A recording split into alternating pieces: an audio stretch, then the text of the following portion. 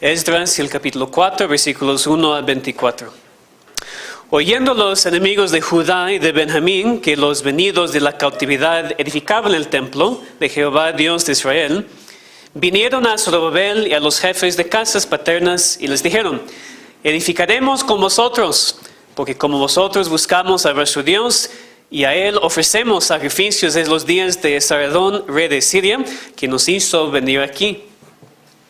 Zorobabel, Jesúa y los demás jefes de casas paternas de Israel dijeron: no nos conviene edificar con vosotros casa a nuestro Dios, sino que nosotros solos la edificaremos a Jehová Dios de Israel, como nos mandó el rey Ciro, rey de Persia. Pero el pueblo de la tierra intimidó al pueblo de Judá y lo atemorizó para que no edificara. Sobornaron además contra ellos a los consejeros para frustrar sus propósitos todo el tiempo de Ciro, rey de Persia, y hasta el reinado de Darío, rey de Persia. En el reinado de Asuero, en el principio de su reinado, escribieron acusaciones contra los habitantes de Judá y de Jerusalén. También en días de Artajerjes escribieron Bislán, Mitrídates, Tabel y los demás compañeros suyos a Artajerjes, rey de Persia. Y la escritura y el lenguaje de la carta eran en arameo. Rehum, canciller, y Simsai, secretario, escribieron una carta contra Jerusalén al rey Artajerjes.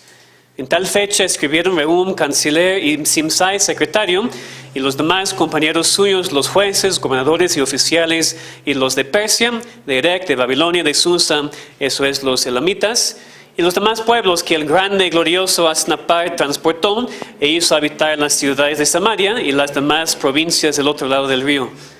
Esa es la copia de la carta que enviaron. Al rey Artajerjes, tus siervos del otro lado del río te saludan. Sea notorio al rey que los judíos que subieron de ti a nosotros vinieron a Jerusalén y edifican la ciudad rebelde y mala, y levantan los muros y reparan los fundamentos. Ahora sea notorio al rey que si aquella ciudad fuera edificada y los muros fueran levantados, no pagarán tributo, impuesto y rentas, el erario de los reyes será menoscabado. Siendo que nos mantienen del palacio, no nos es justo ver el menosprecio del rey, por lo cual hemos enviado a hacerlo saber al rey, para que se busque en el libro de las memorias de tus padres. Hallarás en el libro de las memorias y sabrás que esa ciudad es ciudad rebelde y perjudicial a los reyes de las provincias, y que de tiempo antiguo forman en medio de ella rebeliones, por lo que esa ciudad fue destruida. Hacemos saber al rey que si esa ciudad fuera reedificada y levantados sus muros, la región de más allá del río no será tuya. El rey envió esa respuesta a Rehum, canciller, y Simsai, secretario, a los demás compañeros suyos que habitan en Samaria, y a los demás del otro lado del río, salud y paz. La carta que nos enviasteis fue leída claramente delante de mí, y por mí fue dado orden, y buscaron, y hallaron que aquella ciudad de tiempo antiguo se levanta contra los reyes y se rebela, y se forma en ella sedición, y que hubo en Jerusalén reyes fuertes que dominaron en todo lo que hay más allá del río, y que se les pagaba tributo, impuesto y rentas. Ahora pues, dad orden que cesen aquellos hombres, y no sea esa ciudad reedificada, hasta que por mí sea dada nueva orden. Y mirad que no seáis negligentes en esto, porque habrá de crecer el daño en perjuicio de los reyes. Entonces, cuando la copia de la carta del rey Artajerjes fue leída delante de Rehum y de Simsai, secretario, y sus compañeros, fueron apresuradamente a Jerusalén y a los judíos, y les hicieron cesar con poder y violencia. Entonces cesó la obra de la casa de Dios que estaba en Jerusalén, y quedó suspendida hasta el año segundo del reinado de Darío, rey de Persia. Vamos a orar. Nuestro Padre, muchas gracias, que tenemos la confianza de que cada palabra en la Biblia es inspirada y útil para nosotros. Abre nuestros ojos para que podamos ver las maravillas de tu ley. Abre nuestros corazones, Señor, para que podamos entender, para que podamos aplicar esta palabra a nuestras vidas. Enséñanos, te pedimos, en el nombre de Cristo. Amén. Pues regresamos hoy a nuestro estudio de ese libro de Esdras, y quiero revisar muy rápidamente lo que hemos aprendido hasta este momento. El libro de Esdras describe los eventos cuando los judíos regresaron del exilio a la tierra prometida. Así que el tema de este libro es la fidelidad de Dios en la restauración de su pueblo por medio de su palabra. Dios cumplió su palabra con su pueblo en esta historia, cuando después de 70 años en exilio obró en el corazón de Ciro, ese rey pagano, para que su pueblo pudiera regresar a su tierra, empezar otra vez y preparar el camino para la primera venida de nuestro Señor Jesucristo. Y lo que hemos visto hasta ahora es que nosotros también podemos aprender mucho de ese libro, aún en el siglo XXI. No solamente aprendiendo hechos históricos, sino aprendiendo principios que son aplicables para nuestras vidas y para nuestra iglesia hoy en día. Entonces, antes de considerar lo que Dios tiene para nosotros aquí en este capítulo, vamos a tomar algunos minutos para entender su cronología. Y sí, entiendo, no es la cosa más emocionante de todo. Pero tenemos que entender la cronología aquí si vamos a entender el resto del libro y todo el libro de Nehemías. Estamos confundidos en cuanto a la cronología, no vamos a entender nada. Aquí en Esdras 4. Y los versículos 1 a 5 leemos de lo que pasó inmediatamente después de los eventos del capítulo 3. Es decir, los judíos, ustedes recuerdan, echaron los cimientos del templo, ¿verdad? Empezaron a construir otra vez el nuevo templo e inmediatamente vieron la resistencia de los habitantes de la tierra, la persecución de los enemigos del pueblo de Dios. Es lo que vemos versículos 1 a 5 y en esos versículos nos vamos a enfocar en esta tarde. Y después en versículos 6 a 23 leemos de la persecución que siguió durante los reinados de Asuero y Artajerjes, quienes reinaron después de Darío. El Darío que ustedes ven se menciona en versículos 5 y 24. Es decir, el orden es Ciro, había 2 reyes más, Darío, Asuero, Artajerjes. Los versículos 6 a 23 hablan de la resistencia en contra de la construcción de los muros de Jerusalén. Un tema que vamos a ver en el resto de este libro y todo el libro de Nehemías. Es decir, los eventos de los versículos 6 a 23, esta carta mandada a Artajerjes y su respuesta, suceden más adelante en la cronología de Esdras. De hecho, sucede durante los eventos de los capítulos 7 a 10. ¿Entienden? Esdras 4, 6 a 23 sucede durante los eventos de Esdras 7 a 10.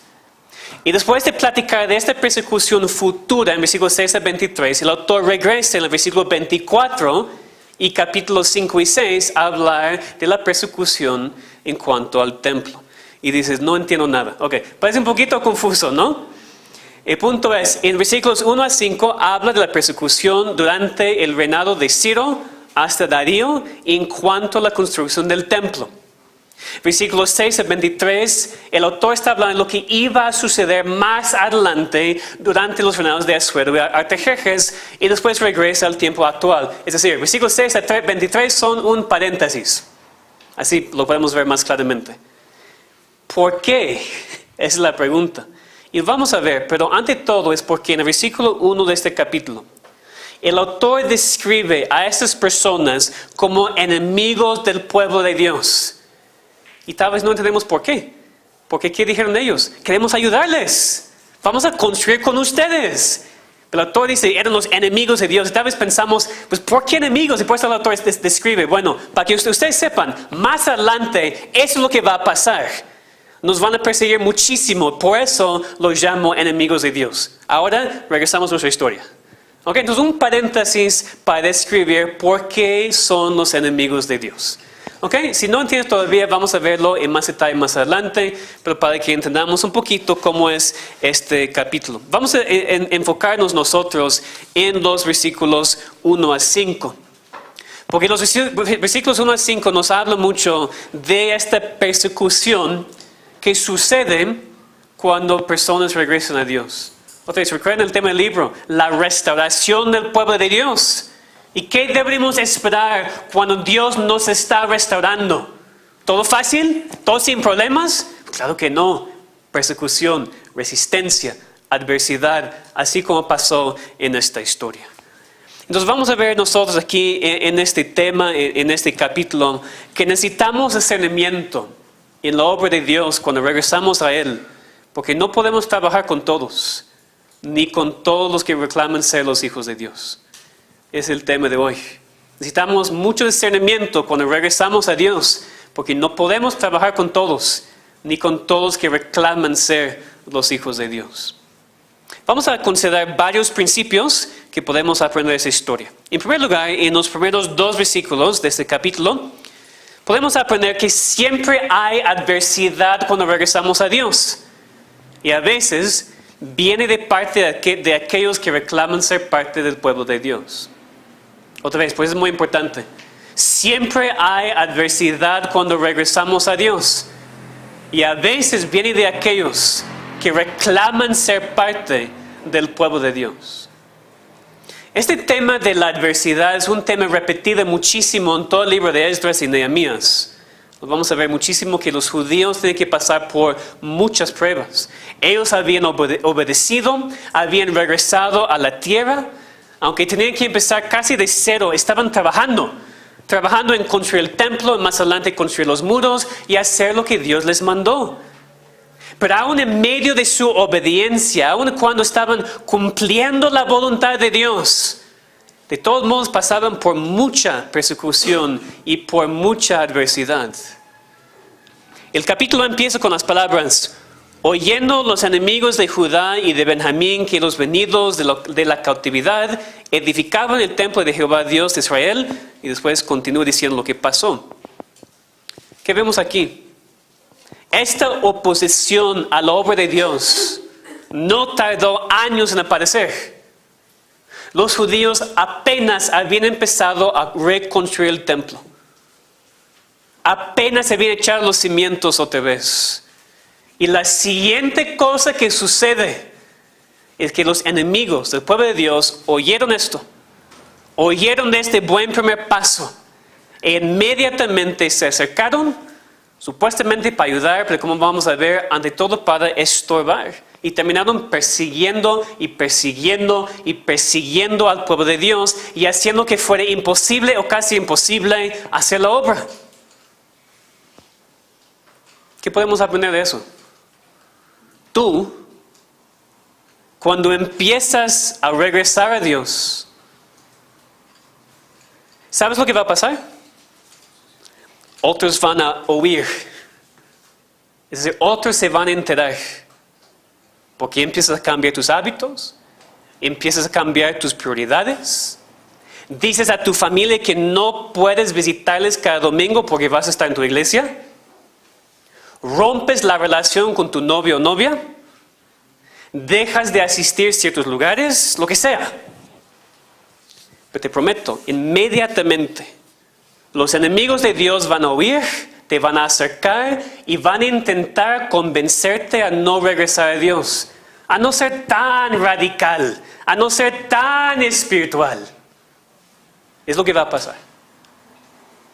Y podemos aguantar su ataque, podemos aguantar sus palabras cuando son personas que tú sabes no son cristianos y no entienden y están en contra de Dios de todos modos. Eso sí podemos aguantar.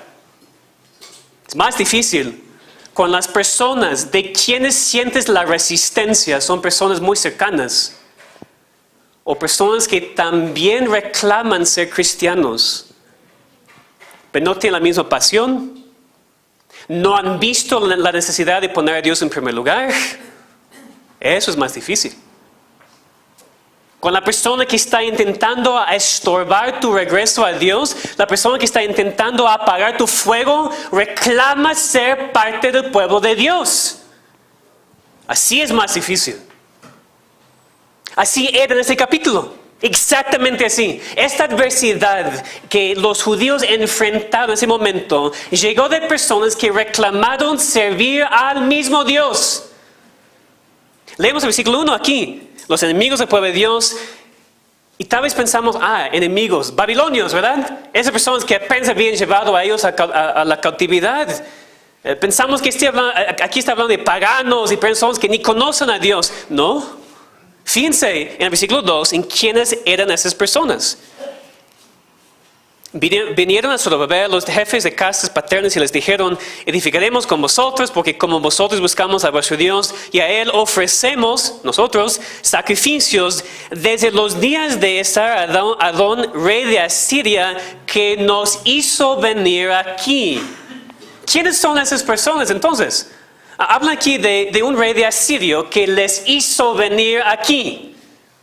Porque lo que pasó es, después de que los asirios habían conquistado a Israel, es decir, las 10 tribus del norte, ellos habían mandado a alguna gente de Asiria y de otros países conquistados a vivir en la tierra de Israel. ¿Por qué? Bueno, era una política muy sabia para que los judíos no se juntaran otra vez para no causar problemas al rey de Asirio. Y estos paganos, estos no judíos que fueron mandados a la tierra, cuando llegaron a la tierra, empezaron a mezclarse con los pocos judíos que se quedaban, que no habían sido llevados al exilio. Y son esas personas, esa raza mixta entre los judíos y los paganos, que se acercaban a los judíos aquí en Esdras 4. Con una parte muy breve. Leemos de esta misma gente en el Nuevo Testamento. ¿Saben quiénes son? Los samaritanos. Y recordamos que los judíos odiaban a los samaritanos. ¿Por qué? Porque dijeron servir al mismo Dios, pero eran una raza mixta. Y Dios había mandado claramente que los judíos no deberían mezclarse, casarse con los incrédulos. Y esta raza era una prueba física de la desobediencia a Dios. Pues los judíos odiaban mucho a los samaritanos. Y otras razones políticas también. Entonces es interesante ver de dónde llegaron los samaritanos. De hecho, si regresamos a 2 de Reyes y el capítulo 17, podemos ver aún más claramente de dónde llegaron esas personas. 2 de Reyes 17, y ustedes en su propio tiempo pueden leer versículos 24 a 34, pero aquí nada más voy a resumir lo que dice. 2 de Reyes 17, 24 a 34. Resumiendo, lo que dice aquí es que el rey de Asiria mandó a gente de Babilonia y otros lugares para vivir en Samaria. Esas personas, cuando llegaron a Samaria, empezaron a servir sus propios dioses. Y Dios mandó leones para matarles. Y pues el rey de Asiria dijo: eso no va a funcionar. Mandó un sacerdote judío para regresar y enseñar a esa gente cómo es el Dios de esta región. Ustedes recuerdan, ¿verdad? Las personas de tiempo no tienen ningún problema con el Dios de Israel, el Dios de la región, pero no le servían como el único Dios. Entonces el rey de Asiria dijo: bueno, obviamente el Dios de esa región está muy mala y tenemos que mandar a alguien para enseñar a la gente cómo servirle.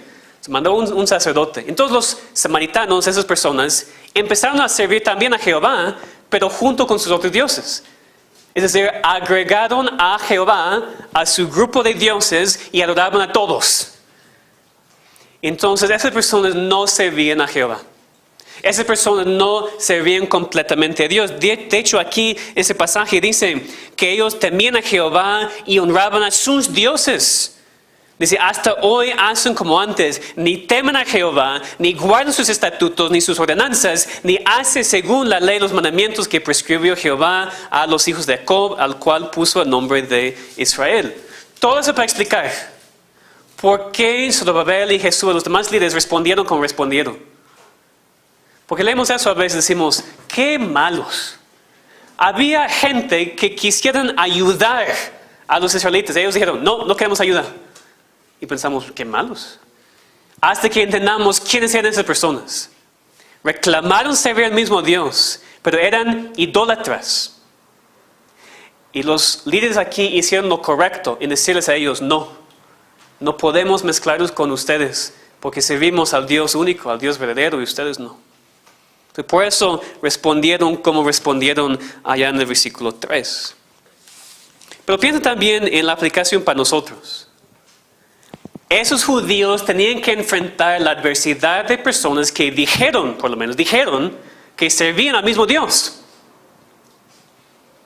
Nosotros también deberíamos esperar mucha adversidad y persecución cuando regresamos a Dios, cuando empezamos a hacer cambios radicales.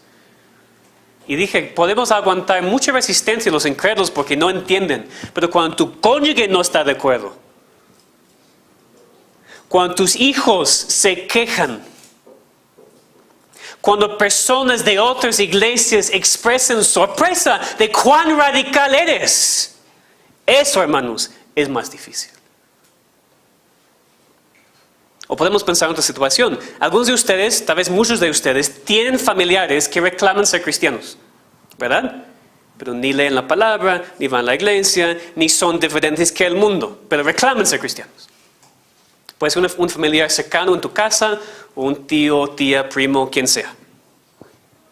Pero cuando tú te das cuenta que es tiempo de regresar a Dios, cuando empieces a santificar el día de reposo en verdad, todo el día, cuando ya no pases cada fin de semana con ellos, cuando expreses tu deseo de pasar más tiempo con tus hermanos en la iglesia, esas personas, esos supuestos cristianos, te atacan, te manipulan porque juegan con tus emociones diciendo, ¿y no me amas ahora?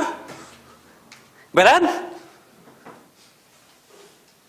Eso no es nada nuevo. Eso empezó hace miles de años en el libro de Esdras.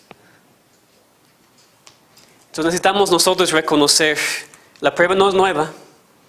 Y necesitamos responder así como ellos respondieron. Fuertes, firmes, poniendo a Dios en primer lugar. Es difícil, hermano. Entonces, cuando es tu cónyuge, que también dice que es cristiano o cristiana, cuando tus hijos se quejan de ir a la iglesia, cuando tu tío o tía dice, bueno, yo también soy cristiano, pues no soy tan radical como tú. Eso es difícil. Y muchas veces cedemos, nos rendimos. Decimos, ok, no quiero ser radical. No quiero que mi familia piense que yo amo más a mi iglesia que a ellos. Hermanos, tenemos que ser valientes, firmes y obedecer a Dios más que a los hombres. No permitan que esta manipulación de tus emociones te estorba de obedecer a Dios. Entonces fueron esas personas descritas como los enemigos del pueblo de Dios que se acercaron aquí y preguntaron, ¿nosotros también podemos edificar con ustedes? Y vemos en el versículo 3 la respuesta. Zorobabel, Jesúa y los demás jefes de casas paternas de Israel dijeron, no nos conviene edificar con vosotros casa de nuestro Dios, sino que nosotros solos la edificaremos a Jehová, Dios de Israel, como nos mandó el rey Ciro, rey de Persia. Así vemos el segundo punto aquí en el mensaje. Necesitamos discernimiento espiritual. Que primero, siempre hay adversidad cuando regresamos a Dios, a veces de parte de aquellos que reclaman ser parte del pueblo de Dios. Segundo, entonces, ¿qué necesitamos? Discernimiento espiritual. Posiblemente la respuesta, aquí en el versículo 3, de esos líderes, nos parece muy dura. Aún ya sabiendo que en verdad eran enemigos, de todos modos nos parece, pero no podían haber trabajado un poquito con ellos, un poquito de ayuda, ¿verdad? Algunas manos más. Ellos dijeron que buscaron al mismo Dios, que habían ofrecido sacrificios a Él desde el principio. Pues ya habíamos visto, la palabra inspirada de Dios dice que eran enemigos primero. Servían a Dios y los demás dioses, eran idólatras todos. No adoraban al único Dios verdadero. Y otra vez, los líderes aquí sabían eso. Zorobabel, Jesúa, los demás líderes sabían esto. En el versículo 3, ellos mostraron mucho discernimiento en su respuesta. Porque aunque esas personas reclamaron servir al mismo Dios, se dieron cuenta de que no era así. Y por eso dijeron, no nos conviene edificar con ustedes casa de nuestro Dios. Pues posiblemente no era fácil para ellos decir eso, no sabemos. Pues seguro que necesitaban más manos en la obra.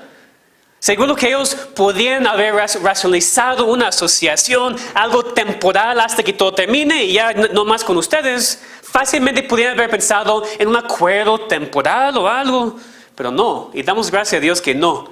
Damos gracias a Dios que les dio discernimiento a no hacer eso. ¿Por qué? Porque apenas habían regresado al exilio.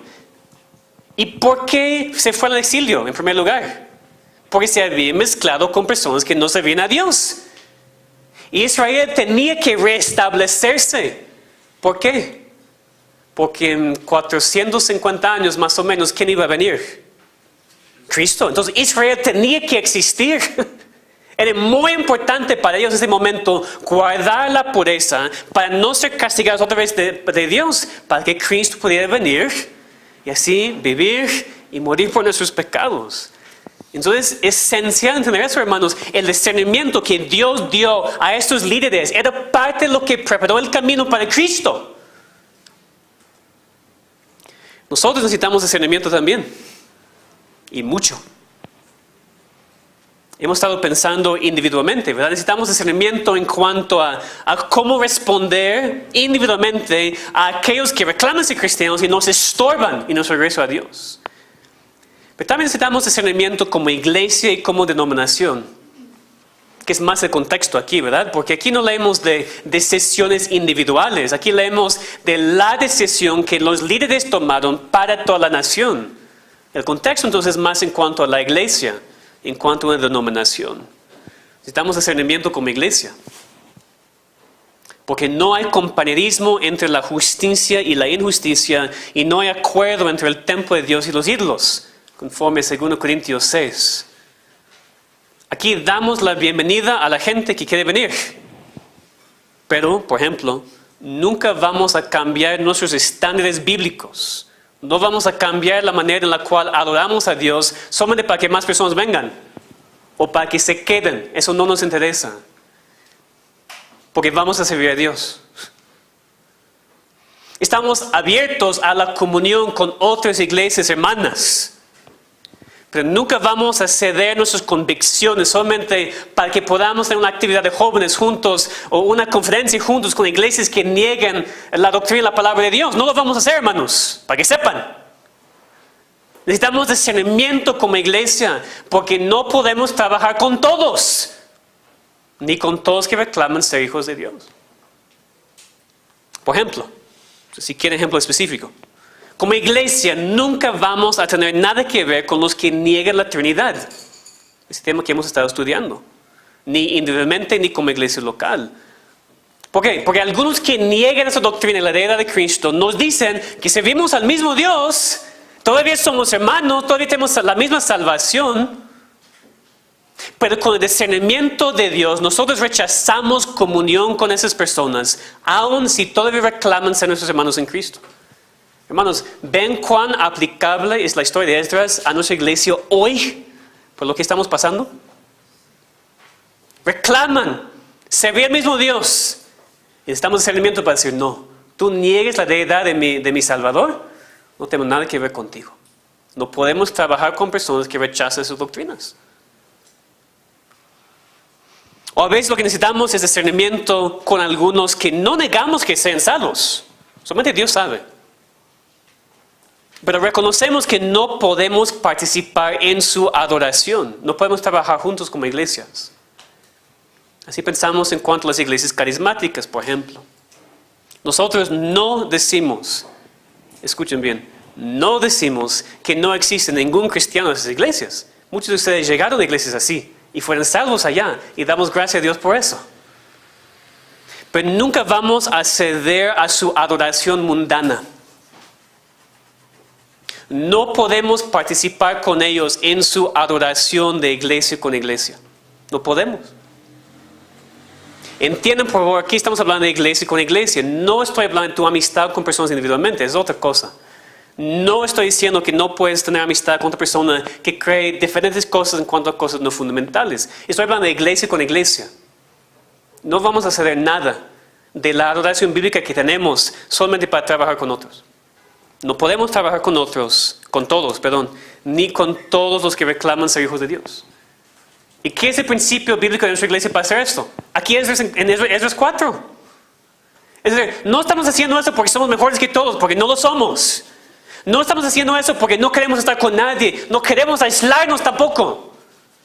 Pero la palabra de Dios nos da un buen ejemplo de que no todos los que reclaman servir a nuestro Dios, sirven a nuestro Dios. Y a veces tenemos el derecho bíblico a decir como Zorobabel y Jesúa, no nos conviene edificar con ustedes.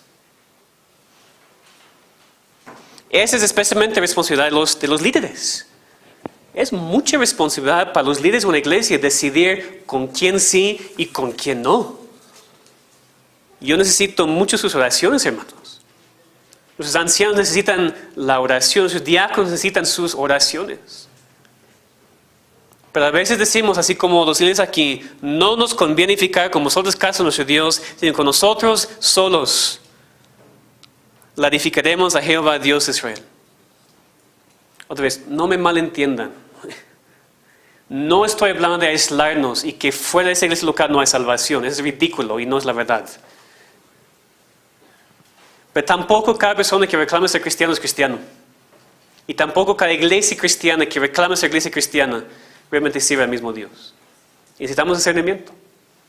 Mucho discernimiento para saber con quién sí, con quién no. Necesitamos ser fieles a nuestro Dios, aun cuando nos cuesta. Y finalmente vemos aquí que aun cuando tomamos la decisión correcta, no siempre es fácil. La adversidad no cesa. Porque ¿qué pasó después de esa situación? Zorobabel, Jesús, los líderes tomaron la decisión correcta. Lo sabemos porque el resto del capítulo otra vez explica lo que esos enemigos hicieron más adelante. La persecución de ese grupo de personas se intensificaba más y más y más a través de los años. Entonces sabemos, sin lugar para duda alguna, que esos líderes tomaron la decisión correcta. Esas personas en verdad eran enemigos de Dios y enemigos del pueblo de Dios. Pero aún con todo su discernimiento, aún habiendo tomado la decisión correcta, vemos que su problema no terminó. De hecho, su problema intensificó. Versículo 4. Pero el pueblo de la tierra intimidó al pueblo de Judá y lo atemorizó para que no edificara. Después vemos que mandan una carta al rey para decir al rey, por favor, cese todo eso porque eso va a perjudicar tu reino. De persecución y persecución y más persecución a través de años. Es muy importante, hermanos. Porque a veces nosotros pensamos, pues si estoy en la iglesia, si estoy leyendo la palabra, si estoy regresando a Dios, si estoy cambiando mis hábitos y ya poniendo a Dios en primer lugar otra vez, ¿por qué todo es tan difícil? ¿Verdad? En la mayoría de las iglesias aquí en este país te van a enseñar que si estás en problemas, no estás en la voluntad de Dios. Basura. Esa es basura. No se encuentra en la palabra de Dios. La palabra de Dios enseña claramente que cuando sigues a Dios vas a sufrir persecución. Cristo mismo dijo, si me sigues vas a sufrir. Entonces, por favor, con mucho respeto, si ustedes van a cualquier otra iglesia que dice que cuando estás bien con Dios no hay persecución, corre a esa iglesia porque es falsa doctrina. Dios promete la persecución y el sufrimiento a aquellos que le sirvan a Él. Siempre. Y el problema que tenemos en nuestro país, con tantas personas que piensan, estoy pasando por problemas, por eso Dios me odia, no estoy bien con Dios. No, para nada. O puede ser también, pero lo más probable, si estamos buscando a Dios, estamos en la palabra, estamos en la iglesia, estamos buscando a Dios y pasando por pruebas, ¿saben lo que eso es? Normal. Completamente normal. Cristo sufrió aquí, cada apóstol, cada persona en la palabra de Dios, en toda la historia de la iglesia. ¿Quién somos nosotros para pensar que no vamos a sufrir? Entiendan esto, hermanos, porque es importantísimo. Lo vemos aquí claramente. Esas personas hicieron lo correcto. Y después, más persecución, no menos. Más resistencia de personas que reclamaron ser parte del mismo pueblo de Dios. Otra vez les digo, cuando ustedes deciden poner a Dios en primer lugar otra vez, cuando deciden regresar, por ejemplo, ¿ok? Los miércoles. Cuando deciden regresar al culto o a la clase, son las personas en tu propia familia, otros supuestos cristianos que van a intentar estorbarte. ¿Qué debes hacer? Obedecer a Dios antes que los hombres. No tener miedo de tu cónyuge, o tus hijos, o tu primo, o quien sea. Obedece a Dios. obedece a Dios. Hay obstáculos. Hay obstáculos cuando regresamos a Dios. Pero hermanos, créeme, es más difícil no regresar a Dios. Hay obstáculos y pruebas y dificultades cuando tú decides otra vez poner a Dios en primer lugar y regresar a Él. Pero te digo, es mucho más peligroso no regresar a Dios. Ante todo, porque la persona que no regresa a Dios no es cristiano. Y si la opinión de seres humanos es más importante a ti que los mandamientos de Dios, tienes que examinarte para ver si estás en la fe o no. Es muy peligroso no regresar a Dios. Entonces pregúntate, cada persona aquí, pregúntate, ¿eres hijo de Dios? ¿Eres hijo de Dios? ¿Dios es lo más importante para ti? ¿Tu vida ya no es tuya? ¿No es controlada por tus deseos, sino ahora Cristo vive en ti y tú eres nueva criatura? No importa lo que digan los demás. Tal vez todos piensan que eres salvo y no lo eres. O tal vez todos piensan que no puedes ser salvo porque eres tan malo. No importa. Dios dice, ven a mí. Deja atrás tus cargas, tus pecados, tu control.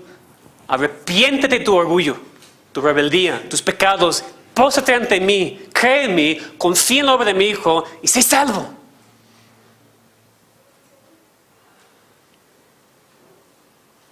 Ese es mi ruego para cada persona aquí. Porque yo no puedo ver sus corazones y no tengo idea para muchos de ustedes si son salvos o no.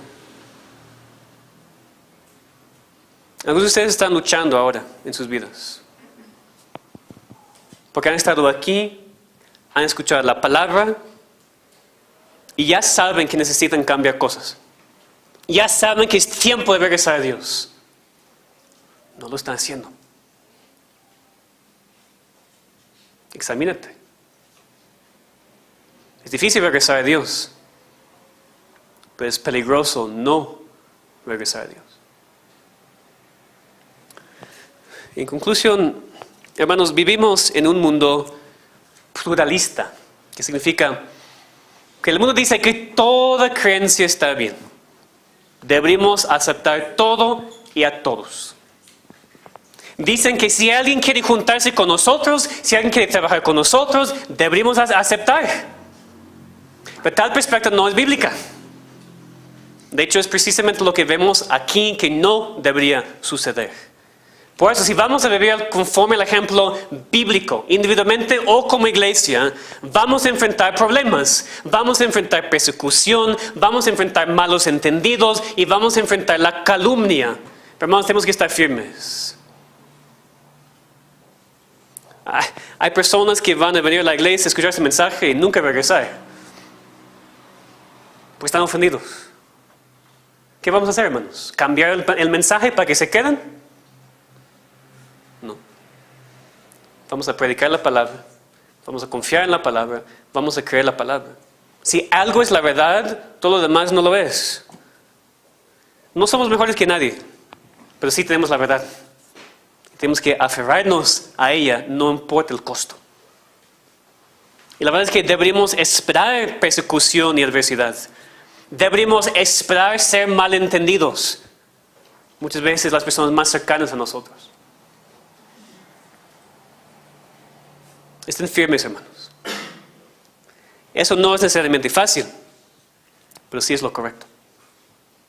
Necesitamos discernimiento en la obra de Dios cuando estamos regresando a Él, porque no trabajamos con todos, ni con todos que reclaman ser parte de los hijos de Dios. Hermanos, que seamos prudentes como serpientes y sencillos como palomas, como Cristo nos mandó. Vamos a orar. Nuestro Padre, te pedimos que quites de nosotros todo miedo, todo temor del hombre, para que podamos servirte a ti con todo el corazón. Tú sabes, Señor, que nos cuesta muchísimo trabajo Cuando otros hablan mal de nosotros, otros no entienden, otros ponen obstáculos y peor cuando son nuestros cónyuges o hijos o padres, otros familiares, otros que reclaman ser cristianos aún. Esas cosas nos tropiezan.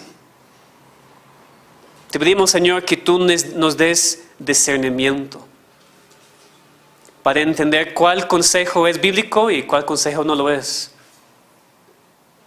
Ayúdanos, te pedimos, Señor, porque nosotros mismos no tenemos ese discernimiento. Necesitamos el poder del Espíritu Santo, necesitamos la palabra de Dios morando y abundando en nosotros, para que tengamos discernimiento, para que podamos saber con quién trabajar, con quién no, a quién poner atención y a quién no. Ayúdanos a enfocarnos en ti, Señor, a pasar tanto tiempo en tu palabra que tengamos naturalmente ese discernimiento, para que podamos saber más fácilmente qué hacer y qué no hacer. Danos ese discernimiento individualmente y también como iglesia. Te pedimos por mucho discernimiento para los líderes de esa iglesia, para que sepamos qué hacer a veces en situaciones difíciles. En serio te pedimos, Señor, ayúdanos a aplicar tu palabra en nuestras vidas. Te pedimos en nombre de Cristo. Amén.